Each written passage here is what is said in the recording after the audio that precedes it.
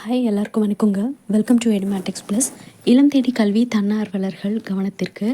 இது வந்து நான் இல்லம் தேடி கல்வியில் இருந்து இப்போ வந்து இளம் தேடி கல்வியில் இல்லாமல் இருக்க அப்பர் ப்ரைமரி வாலண்டியர்ஸ்க்காக நான் சொல்கிறேன். நிறைய அப்பர் ப்ரைமரி வாலண்டியர்ஸ் வந்து இப்போ இல்லம் தேடி கல்வி 2.0ல் வந்து செலக்ட் ஆகாமல் இருக்காங்க. ஸோ அப்படி செலக்ட் ஆகாமல் இருக்கவங்க ரொம்பவே வந்து ஃபீல் பண்ணிகிட்ருக்கீங்க. கண்டிப்பாக வந்து ஃபீல் பண்ணாதீங்க. நமக்கான ஒரு விஷயம் நம்மக்கிட்ட இருந்து போகுது அப்படின்னா அதை விட ஒரு பெட்டரான விஷயம் நமக்கு வரப்போகுது அப்படின்னு தான் அர்த்தம். அதனால் யாருமே வந்து கவலைப்படாதீங்க. ஏன்னா ஒவ்வொருத்தருங்க கமெண்ட் பண்ணுறதெல்லாம் பார்க்குறப்ப இப்போ எனக்கு ஐடிகேயில் நான் ஒர்க் பண்ணுறது எனக்கு ஹாப்பினஸ்ஸாக இருந்துச்சு. ஆனால் அதையுமே வந்து இல்லைன்னு சொல்லிட்டாங்க. அடுத்து வந்து ஹைடெக் லேப் வந்து எக்ஸாம் வந்துச்சு. அதையும் வந்து அட்டெண்ட் பண்ணோம். அப்படி இருந்தும் அதுலேயும் வந்து வாய்ப்பு கிடைக்கல. ஸோ இப்போ வந்து ஜாபும் இல்லை, எதுவும் இல்லை, ரொம்ப வெறுமையாக உட்காந்துட்ருக்க மாதிரி இருக்குது அப்படின்னு சொல்லிட்டு ஒரு சிஸ்டர் கமெண்ட் பண்ணியிருந்தாங்க. ஆக்சுவலாக அந்த கமெண்ட் படித்ததுலேருந்து எனக்கு ரொம்ப வந்து கஷ்டமாயிடுச்சு. இவங்க வந்து சொல்லிட்டாங்க, இன்னும் நிறைய பேர் வந்து சொல்லாமலே இருக்காங்க. அதுதான் வந்து விஷயம். ஸோ அடுத்த வேலைவாய்ப்பு வேறு ஏதாவது வர்றதுக்கு வாய்ப்பு இருக்கா அப்படிங்கிற மாதிரி கேட்டிருந்தாங்க. இப்போ நிறைய வேலைவாய்ப்புகள் வந்துகிட்டே தான் இருக்குது. இது வந்து கோஆர்டினேட்டர்ஸ் தான் வந்து செலக்ட் பண்ணுறாங்க. நமக்கு வந்து எக்ஸாம் வச்சு செலக்ட் பண்ணுற மாதிரி அந்த மாதிரிலாம் வந்து இல்லை. ஸோ ஐடிகே 2.0ல் இருக்கிறவங்களையும் செலக்ட் பண்ணுறாங்க. அப்படி இல்லாதவங்களையும் வந்து செலக்ட் பண்ணியிருக்காங்க. ஸோ இந்த வாய்ப்பு எல்லாமே வந்து பார்த்திங்கன்னா ஒரு சின்ன சின்ன வாய்ப்புகள் தான். இது எல்லாமே வந்து டெம்பரவரியான வாய்ப்பு தான். ஒரு 1 மந்த்து இல்லை 2 மந்த்து இல்லை 3 மந்த்ஸ் அந்த மாதிரியான ஒர்க்கு தான். பட் நான் என்ன சொல்கிறேன்னா, நம்மளுக்கு இல்லம் தேடி கல்வி ஒன்று மட்டுமே வந்து லைஃப் இல்லை. இப்போ நமக்கு வந்து அதிலேருந்து ஆப்பர்ச்சுனிட்டி வந்து நம்மக்கிட்ட இருந்து பிடுங்கிட்டாங்களா, அதாவது நம்மக்கிட்ட இப்போ இல்லைன்னு வச்சுக்கோங்க. அப்போ அடுத்து வந்து நான் என் லைஃப்பில் என்ன பண்ண போகிறேன் அப்படிங்கிறத வந்து நீங்கள் தான் வந்து டிசைட் பண்ணணும். ஏன்னா வந்து அவங்களுக்கு தேவை 50,000 தன்னார்வலர்கள் தான். ஸோ சில இடங்களில் தான் மையம் நடத்த போகிறாங்க. அப்போ மற்றவங்க எல்லாம் ஏன் ஐடிகேல இருக்க போகிறீங்க, வேண்டாம் அப்படின்னு சொல்லிட்டு தான் நம்மளை வந்து போதும் இது வரைக்கும் வந்து பிள்ளைங்க வந்து இம்ப்ரூவ் ஆகிட்டாங்க அப்படின்னு சொல்லிட்டு விட்டுட்டாங்க. அப்போ அடுத்து நீங்கள் என்ன பண்ணணும்னா, உங்களுடைய குவாலிஃபிகேஷன் என்ன, அப்போ அதுக்கு ரிலேட்டடாக உங்களுக்கு என்ன ஜாப் கிடைக்கும், அந்த ஜாபை நோக்கி நீங்கள் வந்து பயணம் செய்யுங்க. ஏன்னா வந்து இப்போது நம்மளுக்கு கிட்டத்தட்ட வந்து ஒரு 75,000க்கு மேலே வந்து போஸ்டிங் போடுறதுக்கு வாய்ப்பு இருக்குது. 2026 எலெக்ஷனுக்குள்ளார அவ்வளோ போஸ்டிங் வந்து போடுவாங்க. ஸோ 2026க்குள்ளார வந்து 75,000 வேக்கன்சி வந்து நிரப்பப்படும் சொல்லியிருந்தாங்க. அதில் வந்து நீங்கள் வந்து டிகிரி முடித்தவங்களா இருக்கலாம், இல்லை வந்து 10th தான் படிச்சிருக்கலாம், இல்லை 12th தான் படிச்சிருக்கலாம். 10th 12th தான் படிச்சிருக்கீங்க அப்படின்னா நீங்கள் வந்து டைப்பிங் உங்களுக்கு தெரிஞ்சதுன்னா டைப்பிங் ரிலேட்டடான ஜாபுக்கு வந்து போகலாம். அப்படி இல்லையா, உங்களுக்கு டிஎன்பிஎஸ்சி எழுதி கவர்மெண்ட் ஜாப் போகணுன்னு விருப்பம் இருந்துச்சுன்னா நீங்கள் அந்த மாதிரி வந்து படிக்கலாம். அப்படி இல்லைன்னா வந்து நீங்கள் டிகிரி முடிச்சிருக்கீங்களா, இப்போ வந்து குரூப் 2 இந்த மாதிரி சென்ட்ரல் கவர்மெண்ட் எக்ஸாம்ஸும் வந்து நிறைய இருக்குது. டிஎன்பிஎஸ்சி குரூப் 2 குரூப் 1 இருக்க மாதிரி. இப்போ அந்த மாதிரி எஸ்எஸ்சி அது போல் வந்து படிக்கலாம். ஒருவேளை வந்து உங்களுக்கு ஏஜ் அதிகமாகிடுச்சு, இப்போ 30+ ஏஜில் இருக்கீங்க அப்படின்னா வந்து ஒன்று உங்களுக்கு விருப்பம் இருந்துச்சுன்னா நீங்கள் டிஎன்பிஎஸ்சிக்கு வந்து படிக்கலாம். அப்படி இல்லைன்னா வந்து ப்ரைவேட்டாக நீங்கள் ஏதாவது சுயதொழில் மாதிரி கூட வந்து நீங்கள் ஆரம்பிக்கலாம். சின்ன பிஸ்னஸ் மாதிரி கூட ஸ்டார்ட் பண்ணி. ஏன்னா இப்போ நிறைய பிஸ்னஸ் வந்து பார்த்தா இருக்குது. எல்லாமே வீட்டில் இருந்தே வந்து செய்கிற மாதிரி இருக்குது.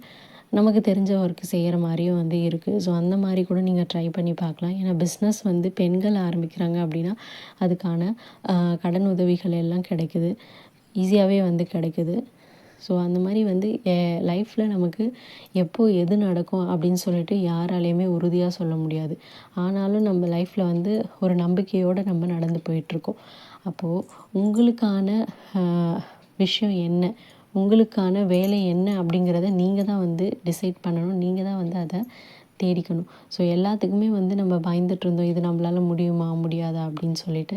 கடைசி வரைக்கும் நம்ம அதையே தான் வந்து நினச்சிட்ருப்போம். இப்போ நம்ம ஒரு ஒரு இடத்துக்கு போகணும் அப்படின்னு நினச்சோன்னா நம்ம கிளம்பி ஒரு ஸ்டெப் எடுத்து வச்சா தான் அந்த இடத்துக்கு போய் நம்ம ரீச் ஆக முடியும். போகணும்னு சொல்லிட்டு ஒரே இடத்துலையே உட்காந்துட்டு இருந்தோன்னா நிச்சயமாக அந்த இடத்துக்கு எவ்வளவு நாள் ஆனாலும் நம்மளால் போகவே முடியாது. அதனால் உங்களுக்குள்ளே நீங்களே வந்து ஒரு தன்னம்பிக்கையை ஏற்படுத்திக்கோங்க. நீங்கள் வந்து டீச்சர் ட்ரைனிங்கெல்லாம் முடிச்சிருக்கீங்க, நீங்கள் வந்து டெட்டு பேப்பர்லாம் பாஸ் பண்ணியிருக்கீங்கன்னா அப்போ அடுத்து நியமன தேர்வு தான் வச்சு செலக்ட் பண்ணுறாங்கன்னு தெரிஞ்சு போச்சு. அப்போ அதுக்காக வந்து படிக்க ஆரம்பிங்க. ஸோ உங்களுக்கு எது வந்து விருப்பமோ அந்த இலக்கை நோக்கி நீங்கள் வந்து பயணம் செய்யுங்க.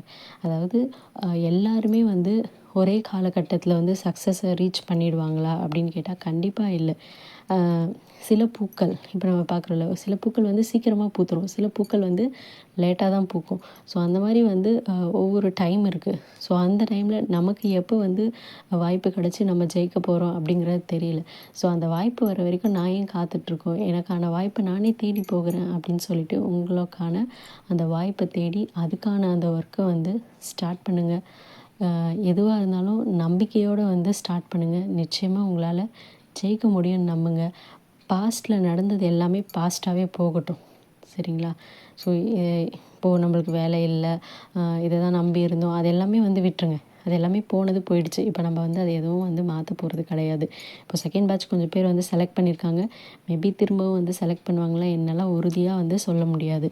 ஸோ அதனால் உங்களுக்கு எது சரின்னு படுதோ, இது எனக்கு நல்லா வரும்பா, இது என்னால் முடியும், நான் இதில் வந்து ஜெயிப்பேன், இந்த ஃபீல்டில் நான் ஜெயிப்பேன் அப்படின்னு உங்களுக்கு தோணுச்சுன்னா அந்த ஃபீல்டை சூஸ் பண்ணி உங்களுடைய ஒர்க்கை வந்து ஸ்டார்ட் பண்ணுங்கள். ஸோ அதிலேயே வந்து ட்ராவல் பண்ணுங்கள். நிச்சயமாக ஒரு நாள் வந்து நீங்கள் சக்ஸஸ்ஃபுல்லாக வருவீங்க.